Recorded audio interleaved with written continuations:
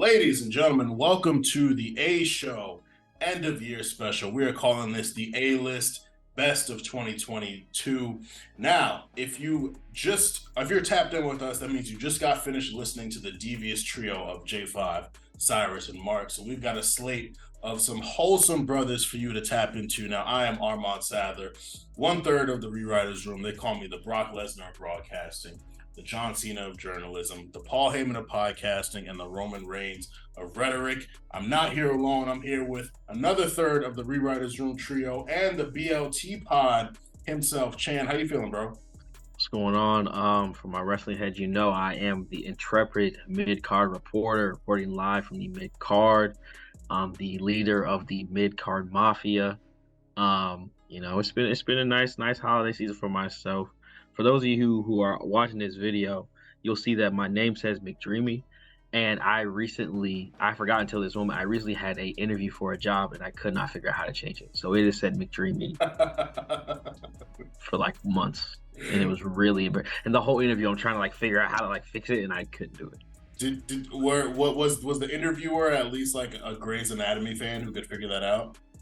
I don't know. She was a very serious older black lady, so it wasn't even really a joking scenario. I think the interview went well, but there was at no point where she was I like ferry boats or anything like that. It was all business.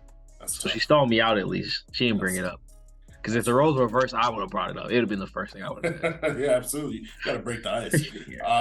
But when you hear the Rewriters Room, you would normally hear a very elaborate rap intro by our third CC, but you heard him earlier with Quan and Meals when they discussed moments 22-16. But we are graced with the presence of the A Show RNC social media manager, the A Show RNC spaces mediator, the A Show RNC what happens if she chooses Ronda, the fiery question asker himself.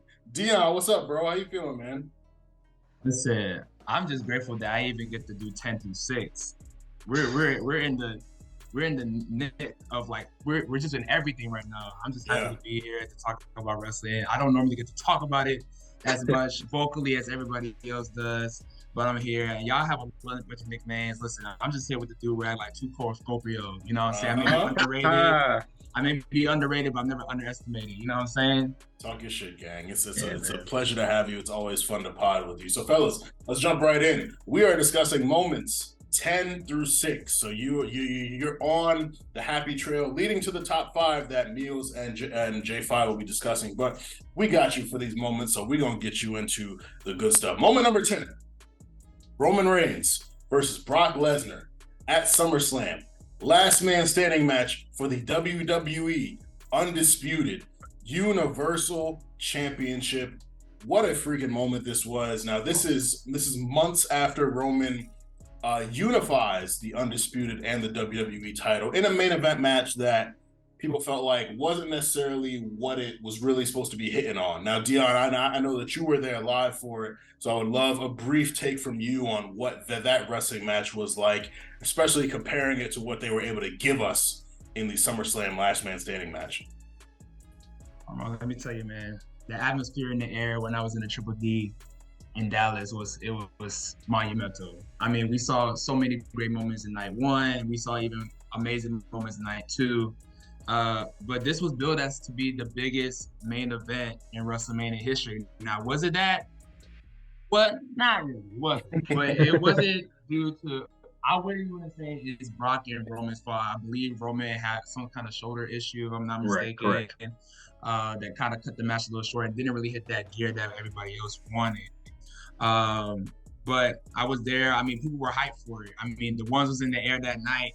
I mean, it just had that big main event feel. And, Brock and Roman's had this 6-year rivalry, from WrestleMania 31 all the way to, at that point, WrestleMania 38. Mm-hmm. And we thought, that was going to be it. Roman holding both belts, which, by the way, is a moment in itself. No matter how you feel about the match, you're never going to forget Roman holding those 2 belts and clinking them together while the fireworks go off. I will never forget that moment. Yeah. So, I mean, you would have thought that would have been the last match they had, but lo and behold, you get into SummerSlam, 2022, and I mean, which honestly a lot of people will say is one of, if not the pay-per-view of the year, depending on which way you swing. Yeah. And keep in mind, before the bell even rang, a lot of people were not looking forward to this match. They weren't, yeah. They were not looking forward to this match because they was like, oh my God, another Brock and Roman match. Like, it didn't matter how many times they tried to do it, it was never going to top WrestleMania 31. But when that fucking bell rang and Brock pulled up, before even that bell rang, Brock pulled up in a fucking tractor. You should have known what time it was. When he pulled up in that tractor and tackled Roman on top of that tractor, I mean, the match from there was perfect. I mean, everything that you expected in that match, I mean, it was that and some. I mean, I know I don't know if we're gonna get into the detail of it, but it was just the perfect match, man. It was probably, to me, it's probably their best match they've had. 100%. I know a lot of people favor WrestleMania 31. But no, this is the best match that they had. I think when you consider the finality of it, the fact that they didn't do too many gimmick matches, it was singles. That they had that steel cage match in Saudi in 2018. They had the Fatal 4-Way, the classic one with Samoa Joe and Braun. Like they've done different stuff, but this, at the culmination of their rivalry, with them flipping their alignments, with Roman being the heel, Brock being the face.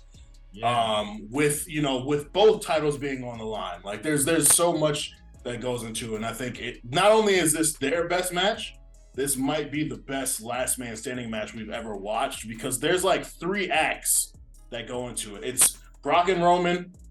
It's the part where Theory comes out and he gets cooked, and then there's and then there's the ending where Roman is just trying to put Brock away, hits him with one title, hits him with another title, has to bury him under the table, like. The tractor trailer lifting up the ring, Roman rolling down the ring. Like it gave us like it's a 3-act play for real, and it's just fantastic. It was the best way to add new life to a rivalry that I can understand why people were tired of it. But at the end of the day, these are the 2 biggest stars that WWE has available right now. Like who was Roman gonna face if not Brock at SummerSlam?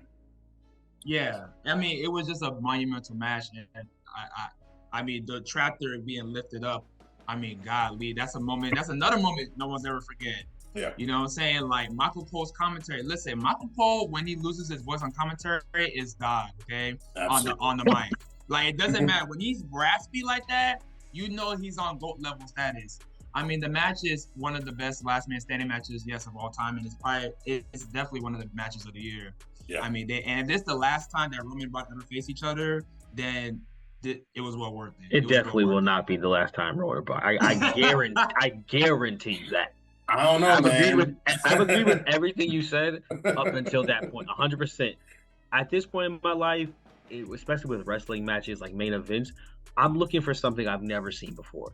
I have never seen that tractor spot before. Like, you'll never see something like that. And so even if you say, oh, they don't have the best like work rate matches, it wasn't the most fluid, who cares? Like, you will never ever see Brock Lesnar under a pile of just stuff. But I'm saying, with that in mind, I feel like they can't go back. Like, bro, with the tractor lifting the ring up or Brock getting buried, they can't. Can I tell you something? Can I tell you something that happened in real life? And then we can finish up after. Go ahead. Do you remember when D-Generation X faced the Brothers of Destruction? Yeah. You remember that happened? Yeah. So don't tell me that a match can't happen. There's just too much money. Wasn't that the first and only time that match happened? But I'm just saying, like, and that was after money. Shawn Michaels' last match, and he was retired, but he came back for the money. Got it. Brock Lesnar loves money. Roman Reigns. Listen, we don't acknowledge that. You know what? So with you bringing up that nasty match, let's move on to moment number 9. Maxwell Jacob Friedman, MJF, walking out of AEW. Now, May 2022, he was set to face off against Wardlow at Double or Nothing. He apparently no-showed at AEW Fan Fest. He showed up, got squashed by Wardlow, and then he disappeared for months. There were rumors of the issue being his contract and how he wanted more money, blah, blah, blah. And yeah, MJF was gone from AEW for, what was that, May to September? So about 4 months. It was, four it was four about a months. month too long because it got to the point where it's like, I don't know, maybe he just doesn't come back. All right. Right. And Like, for me, okay. this is just another chapter for a messy promotion that has messy things happening all the time. Like in a year where CM Punk had just come back and gets hurt and then wins the title finally, and then he has to relinquish it, and there's interim champions, and then Punk is back. Like just there's a whole bunch of mess. Like MJF walking out, wanting more money, kind of seeing like, yo, like there could be a bigger bag for me somewhere. That might have been the most sensible thing we've seen happen in AEW in quite some time. And we know that it ultimately built up to him returning at All Out. Which was hard. Yeah, which was hard. It was like, cool. Like objectively speaking, with the scarf reveal with the belt, I was like, that's hard. Yeah, that's like, hard. That was hard. MJF won the Casino Ladder match, came out at the end of Punk Mox. They went on, had their promos, blah, blah, blah. But like what do we think about this MJF moment and walking out of AEW? I think it deserves to be the top 10 only for there was like obviously it didn't happen, but there was a moment where it was like losing Cody is one thing, but if you lose MJF, y'all might have to wrap this whole thing up. Like it was like AEW felt like, oh, is this almost over? And it was like not like I said, the return was really cool. The whole thing with Stokely and the whatever they call themselves, the firm that another group is kind of tired, but it was cool return. He should be their champion. Wow, do I love an MJF match? The William Regal spot. But it was cool. Like it's he should be champion. I enjoyed that. But I think the big part of it was there was just like a spark was like if AEW loses their second star, like within 5 years of being around, it's like this is over. Like there's no coming back from this because like you said, the Punk stuff is already like that's done. Like that was already happening. So it's like if this MJF thing just does not get worked out, then you can't have a company led by the elite every single time. Like that can't be all the main events. Yeah. And so I think it was really that we were like it felt like we were on a razor's edge of like, is this over? Mm-hmm. Nah, for real. Yeah, I truly wasn't like all that tapped in, but I was like, if they lose MJF the same year they lose Cody, it's probably ugly. And everyone was like, is this a work? Is this blah blah blah? All that. And I think MJF played into it perfectly, playing that voicemail from Tony. And he really hoed Tony throughout the whole time. Like, he made Tony look like a hoe, and Tony looked like even more of a hoe that night with the media scrum that we're not going to get into. They have got to stop letting them do that. Yeah, like they really made that man look like a bum. Like there's really nothing much to say. Like MJF showed how valuable he was to the company. He came back. He gave them a jolt of energy. They don't really know what to do with you, but hey, man, like at least you were able to kind of hold out and get what you wanted. So that's that. Let's go into moment number 8. Cody came up. This is a perfect transition. Oof. We're going to talk about Cody Rhodes versus Seth Rollins at Hell in a Cell. Now, we don't want to talk too much about his return at WrestleMania because it may or may not come back later. So we're really just talking about the matches and the build-up leading up to Hell in a Cell. Now, we saw a report the night of Hell in a Cell that Cody was injured. And then the man comes out, he takes his jacket off, his peck is purple and blue, red. We're like, bro, how you gonna wrestle like this? How you gonna wrestle, dog? And he pulled out one of the best matches of the year too. I mean, the performance was talked about. I mean, and you gotta give it up for Cody, man. Like those 3 months that he was in the WWE was always must-see television. I mean, he was really a star, man. He's really worth what he said. He really is who he says he is, and I feel like he really upped his stock when he came out to WWE. And also, man, we gotta give it to Seth. Like 100%. To me, it might be my wrestler of the year. And talk about a full circle moment for Seth. Like just his character, not only just his matches and his performance, but just his character as well. Yeah. Where 3 years ago, you would have thought that Seth Rollins, his character was over with the Fiend stuff. Yeah. He turns around, becomes a heel, becomes the Monday Night Messiah, transitions into the visionary, the revolutionary, from the outfits, the mic work, the performances, the mind games, the wrestling. I mean, we all know Seth can wrestle, but just putting that all together into a character, like he's really he went from being booed 3 years ago, not before singing his music every time he steps into the ring. And that's just a credit to how good Seth is. And I know a lot of people were mad at the fact that, Seth lost 3 straight times in a row to Cody. But I feel like Seth is just so good, not only as a wrestler, as a character, that it's okay because it's Seth Rollins. Like, think about it. Mm-hmm. Almost 20 years ago, or 15, 20 years ago, Triple H, who a lot of people say was resembled to Seth, which is his guy, he lost to Batista 3 straight times. Yeah. But it's Triple H. Like, he's going to be okay. Yeah. So the fact that they were able to have these trilogy of matches, and honestly, like, you could pick each match and just be like, which one is your favorite? And for them to have a match like this at Hell in a Cell, I mean, it was drama, the acting, the performance, it was everything. Yeah. So I mean, you think of moments like Seth sticking the kendo stick into Cody's purple pec. You think of Cody pulling out the Texas bull rope and saying, "Put that shit on," and them going at it. You see Cody hitting the Cody cutter and him like writhering, grabbing his shoulder. Like, yeah, bro, like just the heightened drama, the acting, just absolutely fantastic. The pedigree. The pedigree. Yeah, yes. Chad, please go ahead. I'm sorry. Like it, and this is the Ohio in me. It really, like, and again, I'm not gonna get into the whole return, like you said, because that may or may not come up. You gotta watch all the videos to find out. Mm-hmm. But it felt like when LeBron lost to the Spurs, it was like, obviously Cody, win or lose this match, he's not gonna be wrestling for a while.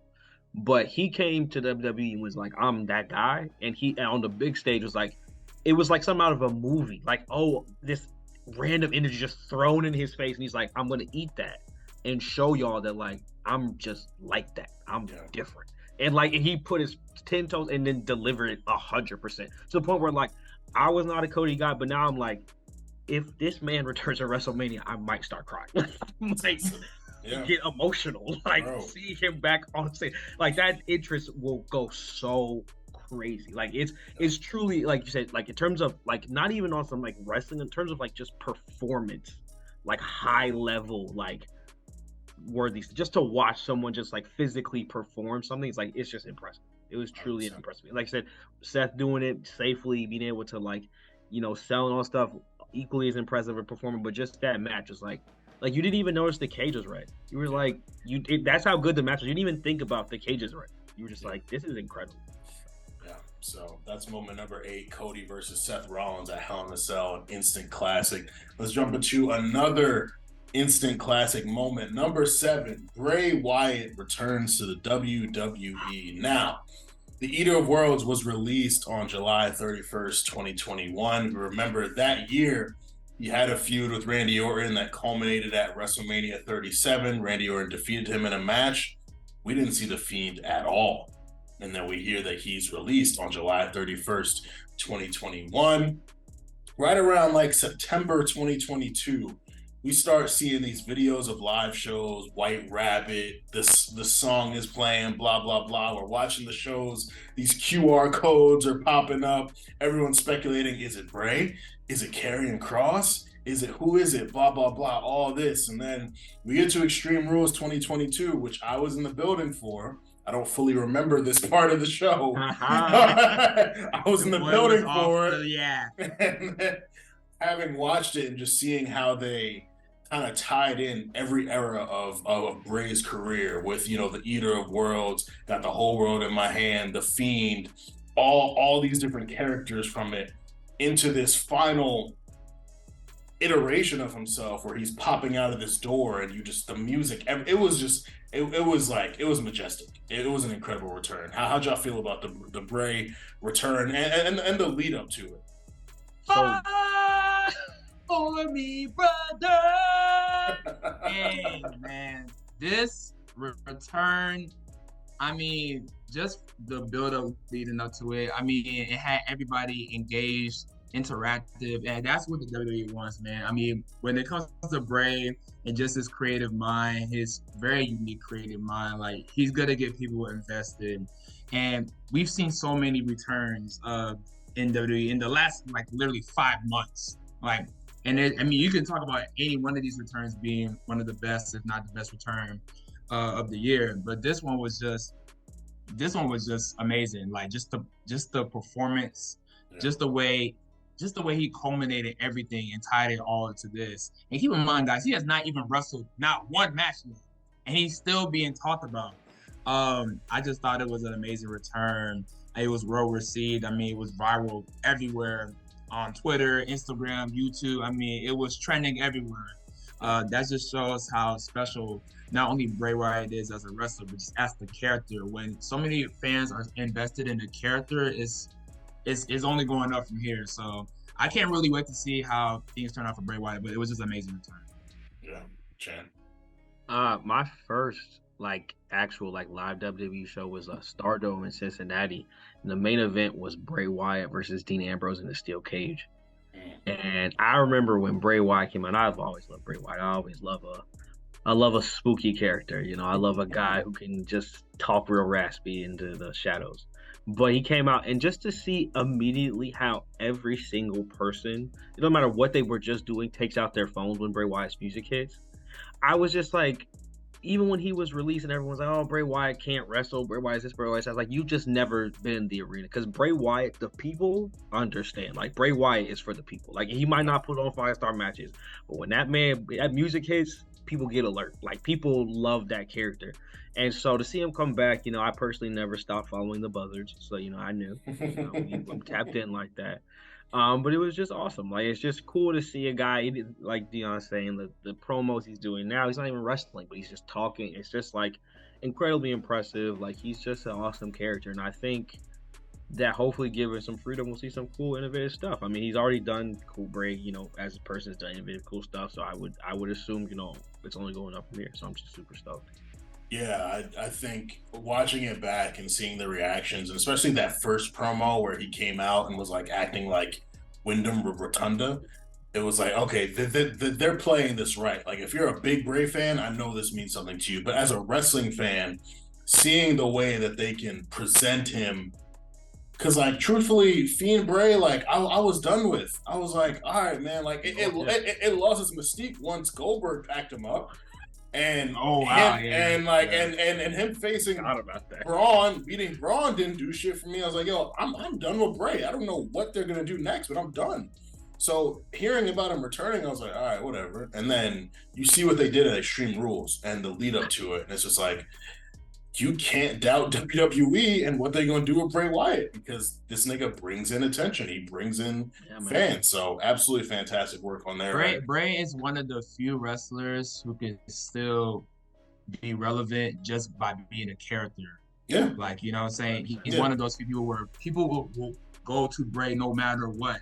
Just because of the character, not even because of his wrestling ability, not because of his performance, just the character himself. So, like, yeah, man, you gotta give it up to him. Absolutely. And to finish off, number 6, Stone Cold Steve Austin defeats Kevin Owens at WrestleMania 38, Night 1. Now, leading up to this, Kevin Owens was kind of lost in the world. He was cutting dirty promos against Texas, slandering the fuck out of Texas. And then we finally see that one night he challenges Stone Cold Steve Austin to a match. The very next day, we see Stone Cold out in the wilderness, in the desert, whatever. A fucking drone camera comes in, and Stone Cold says, I accept your match. At WrestleMania, we see KO show, but it quickly devolves into a fight. And man, what a fucking moment for wrestling fans. Fellas, how did y'all feel about Stone Cold Steve Austin returning, him insisting on fighting Kevin Owens, and then the match that we saw? Listen, I was in the motherfucking building, okay? As you know, from the fact that in the beginning we talked about Roman versus Brock, and I was in the building for WrestleMania, and now we're talking about Stone Cold.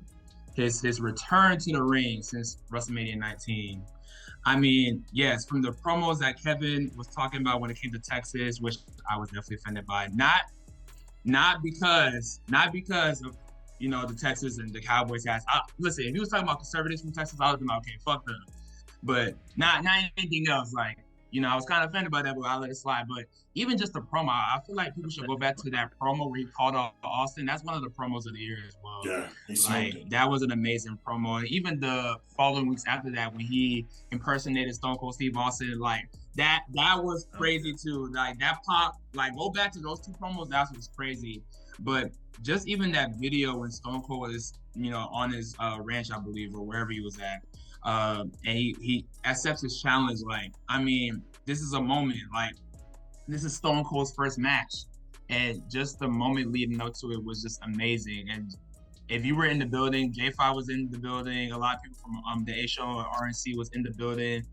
That pop when Stone Cold comes out is one of the biggest pops in not 2022 in wrestling. Yeah. Like, go back to the video. Like, there's a video that J5 posted where he lost his voice because of that shit. I damn near lost my voice because of that shit. Because it's Stone Cold fucking Steve Austin, the biggest star to ever step foot in professional wrestling. Yeah. And I mean, it's a 5-star match to me. It's a 5-star match to everybody. Like, it's just one of those matches. And even the moment, and this is the last thing I'll say, but even the moment when Stone Cold took that suplex on the fucking floor, you can hear the audience gasp because we never saw Stone Cold take a bump like that in a long time. And keep in mind, this man's neck is fragile as a stack of Pringles. Like, the fact that he even took that bump on the floor lets you know how much he really was invested in this, and two, how much he trusted Kevin Owens. And big ups to Kevin Owens too, because he can do whatever he wants now. He will always have that moment of having Stone Cold's first match in, 19 years. So, I mean, it's a 5-star match. It's a classic. It's always going to be remembered. I mean, it was just another monumental moment in professional wrestling history. Yeah, it was. What really got me, going into it, man, I was worried, dog. I was like, I don't really know if Steve should be wrestling. Like, I remember his last couple of matches where he couldn't halfway walk. I listened to the whole, Rock vs. Stone Cold podcast where they were talking about how his neck was so bad. And I was like, I don't know, bro. And then when they're like, no, it's going to be a match, I'm like, okay, is it going to be like a tag thing? They're like, nope, just them two. Then it's like no holds barred. And like you said, when Stone Cold took that bump, bro, I was like, oh, he's really out here going for it. Like, they're really trying to have a match. Like, it's not just like I'm going to get some, some spots in, he'll take a stunner, I'm Vince McMahon or something. Like, he really got busy. And I think that, honestly, to me, like, I don't know why Stone Cold just, again, maybe because of podcasts, but, when other wrestlers come back, it's like, oh, this is cool. They'll be all right. With Stone Cold, it's, almost precious, where it's like, I don't want to have a ruined image of Stone Cold Steve Austin. Undertaker can go bald and, halfway die in a match, and I'll forget about it the next time the gong rings. It's like what Slate White Clean. But I was like, I don't want to have this bad image of Stone Cold, lumbering around against Kevin Owens. But just the fact that it was really a match. And he really took bumps and did moves and was like doing combination moves. It was just truly an awesome moment. That's what WrestleMania is about. Again, something I've never seen before. I did not ever think I would ever see Stone Cold Steve Austin wrestle a match ever again. And so to see it, and I was just like, I'll never get that. That's what I was gonna say. Is for me, with the time that I started watching wrestling, this is the first new Stone Cold Steve Austin match that I've ever been able to see. Everything that I've watched from him, I have to go back and look at. This is the first time that I got to see a new iteration of a Stone Cold Steve Austin match, which was crazy. I saw him as the Sheriff on Raw. I saw him be the special guest referee for Brock and Goldberg. This is the first time I watched a new Stone Cold Steve Austin match happen while I was a wrestling fan. And I was actually able to see it either because I couldn't order PPVs when I was younger or whatever. Seeing this and seeing him be able to perform at the level he was able to perform at the age he is, I was like, these are those cherishable moments in wrestling that you'll never forget. Whenever people ask you why should I watch wrestling? What? It's you remember Stone Cold from the Attitude Era, from all the little viral videos that you be tweeting?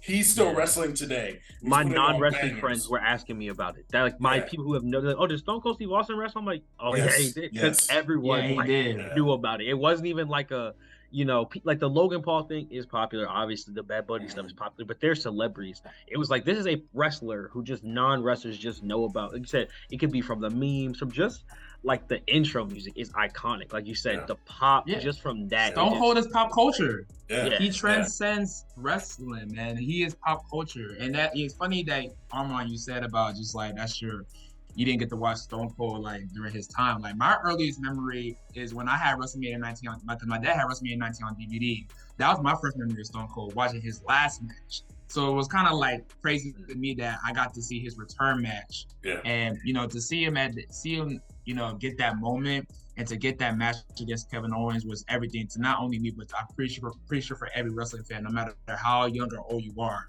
you can relate to Stone Cold. You gotta like Stone Cold's one of those names in just pop culture that you just know about. And absolutely, he's the guy. Absolutely, yeah. And a major shout out to KO for getting that moment. We thought we were gonna lose him for a part of the year. Everyone thought KO was leaving. Niggas thought he was gonna leave to go with his buddies. And KO stayed down, and he got the main event of night one. Look at him now.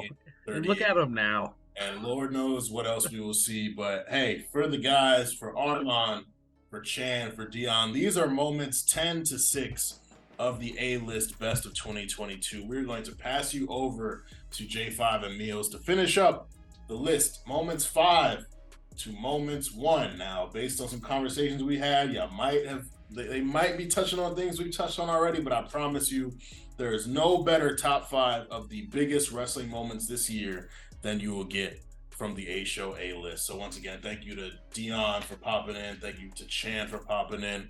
And we will see y'all when we see y'all. Enjoy the rest of the list. Peace, y'all.